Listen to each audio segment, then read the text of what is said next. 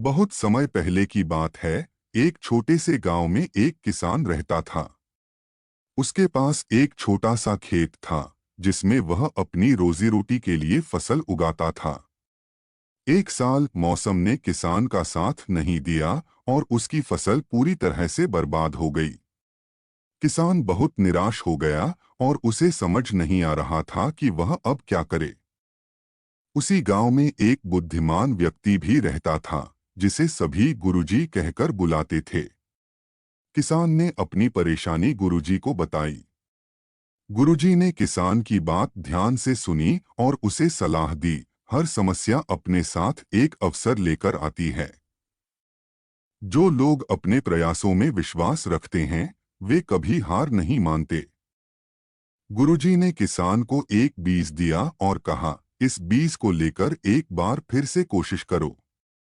यह बीज विशेष है, इसे पूरी निष्ठा और मेहनत के साथ उगाओ। किसान ने गुरुजी की बात मान ली और उस बीज को अपने खेत में बो दिया। किसान ने दिन रात मेहनत की, खेत में पानी दिया, खाद डाली और पौधे की देखभाल की। धीरे धीरे पौधा बड़ा होने लगा और कुछ ही महीनों में वह एक मजबूत पेड़ बन गया।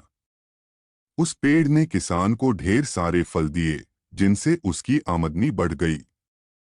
लेकिन यह कहानी यहीं खत्म नहीं होती। एक दिन गांव में बहुत बड़ा तूफान आया।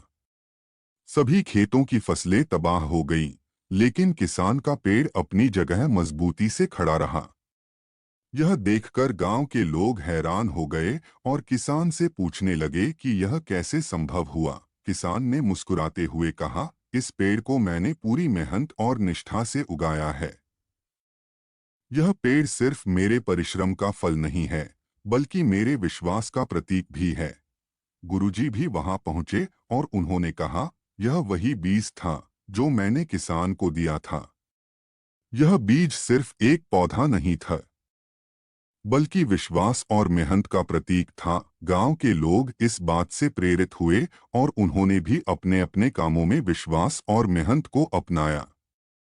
धीरे धीरे गांव की हालत बदलने लगी और सभी की मेहनत रंग लाने लगी। इस कहानी से हमें यह सीख मिलती है कि जीवन में कितनी भी कठिनाइयां क्यों न आएं, हमें अपने प्रयासों और मेहनत पर विश्वास रखना चाहिए।